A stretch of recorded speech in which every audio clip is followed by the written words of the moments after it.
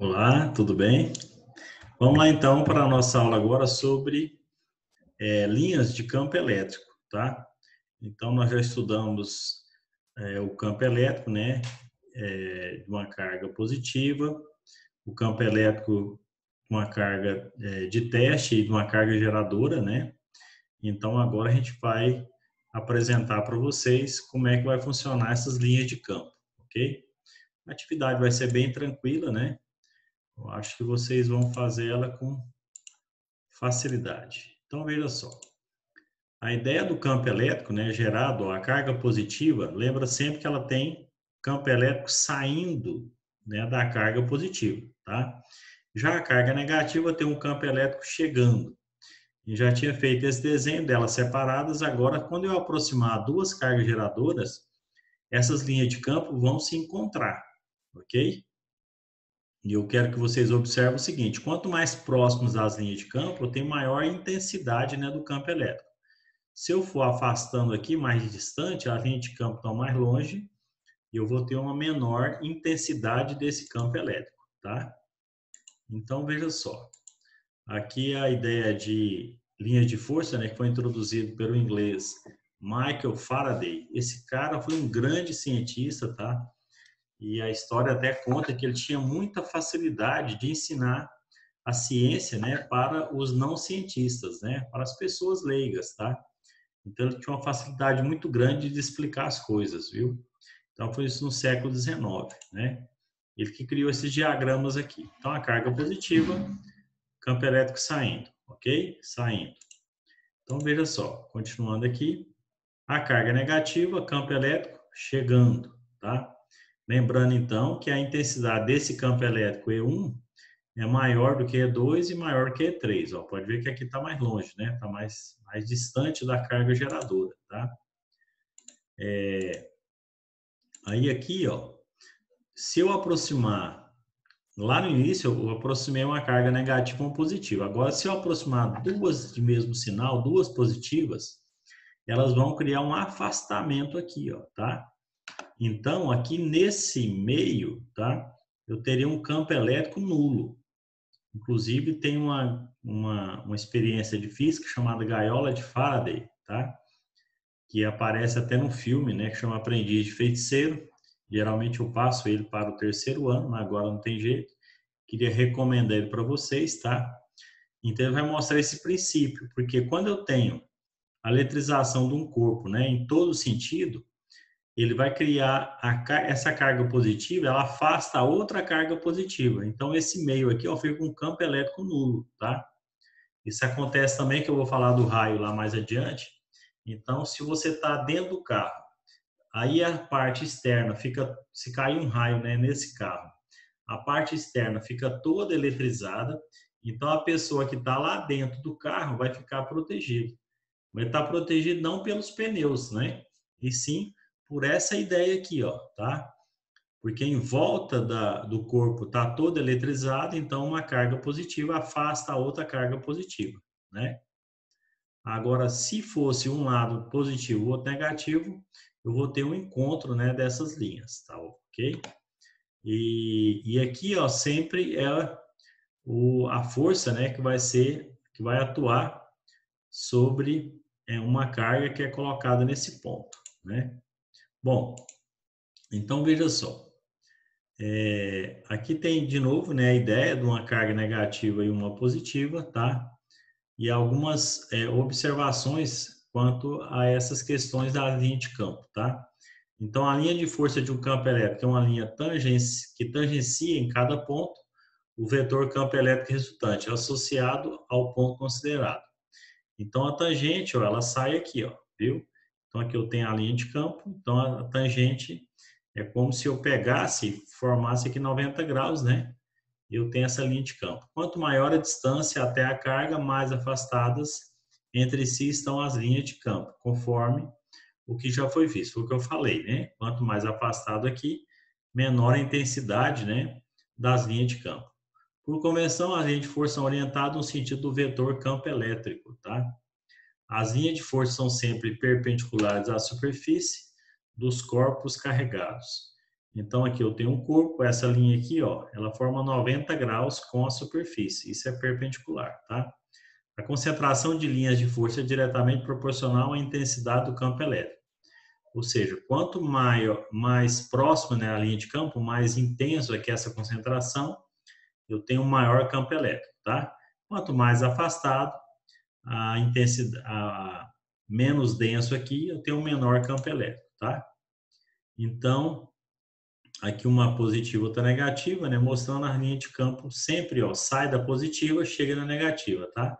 Sai da positiva, chega na negativa, ok?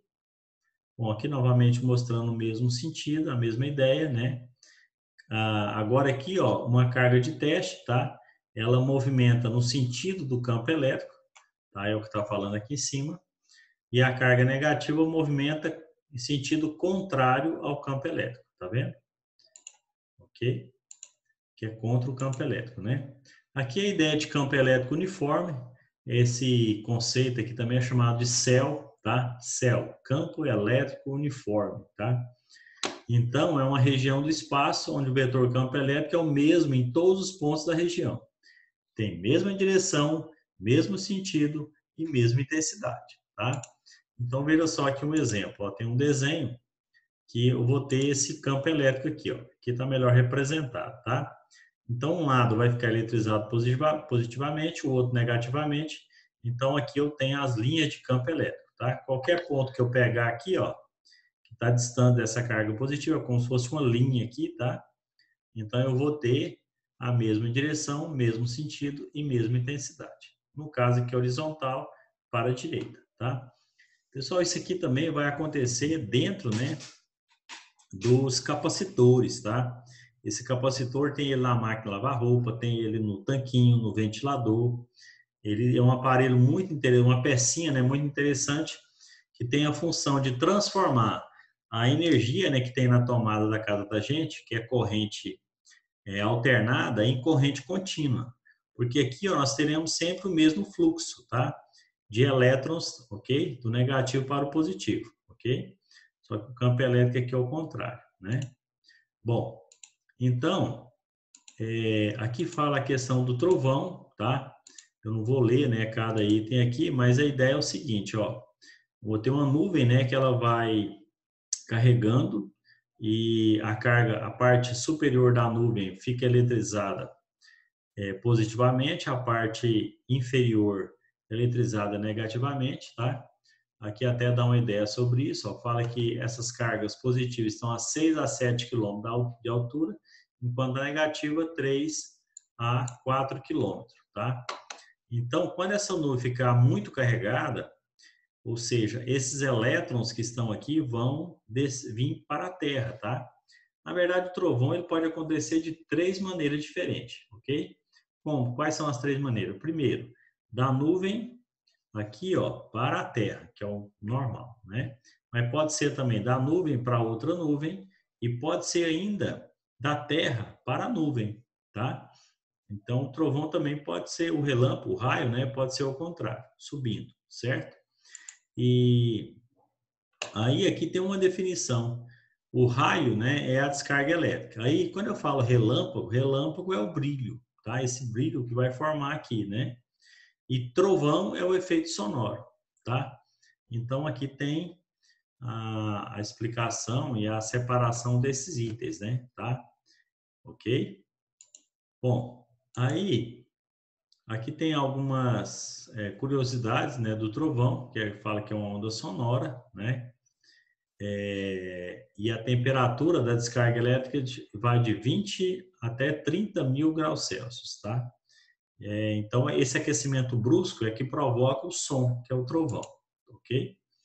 Bom, aqui tem algumas lendas, algumas verdades, que depois, se vocês quiserem parar um pouquinho, dar uma olhada, né? Vamos ler duas aqui só, lenda. Se não está chovendo, não caem raios. Então, isso é lenda, porque às vezes não começou a chover, mas está formando a nuvem, essa nuvem está carregando, né? Negativamente, e de repente, essa pode acontecer desse raio, né? Vir para a Terra, ou da Terra para a nuvem, né? Conforme a necessidade, tá? Agora, verdade, os raios podem chegar ao solo a até 15 km de distância do local da chuva.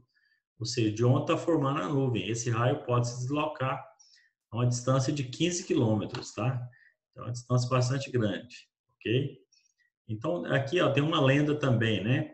Sapatos com sola de borracha ou pneus do automóvel evita que uma pessoa seja atingida por um raio. Então, isso é lenda. A verdade é que não é o pneu, né? Mas a carroceria metálica do carro que dá uma boa proteção a quem está no seu interior, sem tocar em partes metálicas, tá? Então, isso aqui, ó, que chama-se gaiola de Faraday.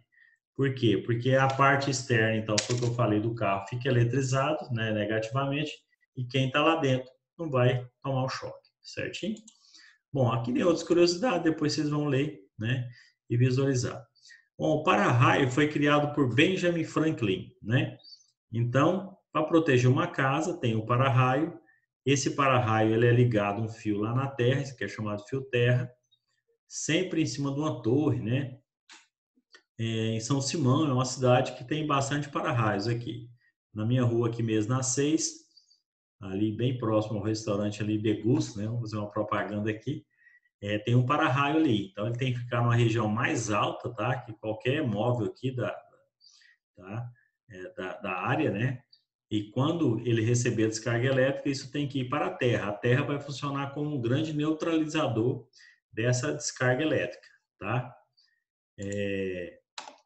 E aí, e tem até uma imagem, alguns livros de física, né? Que o Benjamin Franklin está soltando uma pipa, né? Para poder entender o funcionamento do para-raio. Então, aqui tem uma definição, né? O objetivo principal do para-raio é proteger uma certa região, o edifício, residência ou semelhante, da ação danosa de um raio, estabelecendo-se com ele um percurso seguro da descarga principal até a terra e a nuvem, né? Bom, então, se vocês observarem as torres de telefone, né, igual a da CTBC que tem na nossa cidade, lá em cima, lá a parte mais alta, né, você vai ter um para-raio lá, ok? Bom, em relação ao corpo humano, também tem um campo elétrico, né? Olha só, sabemos que o corpo humano é capaz de gerar campos elétricos e que o nosso coração é capaz de gerar correntes elétricas que percorrem o tecido muscular deste, né? Resultando em seu funcionamento. Toda corrente elétrica gera um campo elétrico de uma grandeza vetorial que podem ser captadas por aparelhos e transformados em traçados. Esse aparelho que capta e analisa o campo elétrico gerado no coração é o eletrocardiograma, né? Aparelho amplamente utilizado na medicina. Então, esse sinalzinho, né? Representa o movimento, né, da descarga elétrica que é emitida pelo coração, tá? Que é o eletrocardiograma. Inclusive, algumas pessoas que às vezes começam, né, a ter parada cardíaca, aí tem um aparelho, né, chama desfibrilador, que nesse filme que eu comentei com vocês, né, Aprendiz de Feiticeiro, vai ter uma situação também que será usado um desfibrilador lá, ok? Gostaria que vocês assistissem ele, ok? Bom, aqui fala do flash, né, das máquinas antigas de tirar foto. Então ele vai acumular energia nas placas e aí quando é disparado ele vai emitir aquele foco de luz bastante forte, né? Isso é provocado por um LED, né? Os celulares também de vocês têm um pequeno flash desse também que vai ter essa função aqui que é a mesma do capacitor, certo? Bom, aqui tem um exemplo agora para a gente poder resolver e vocês fazerem as tarefas, né? Então, olha só, considere a figura. Então, aqui eu tenho uma carga e aqui outra. Observa aqui, ó. Antes da gente até pensar lá mais adiante. Se aqui tem as linhas de campo saindo, essa carga Q1, ela tem que ser o quê? Tem que ser positiva. Se aqui está chegando as linhas de campo, essa carga Q2 tem que ser negativa, ó. Caracterize cargas Q1 e Q2 com a tua sinal, justifique, tá? Então, Q1 é positiva, Q2 é negativa, pois as linhas de força nascem na carga positiva e morrem na carga negativa, tá bom? Então, é um exemplo fácil aí, bem tranquilo, e espero que vocês tenham entendido aí sobre essas linhas de campo. Eu vou passar pouco exercício aí para vocês fazerem, tá? E vai ser, eu acho, bem tranquilo, tá bom? Um abraço e até mais.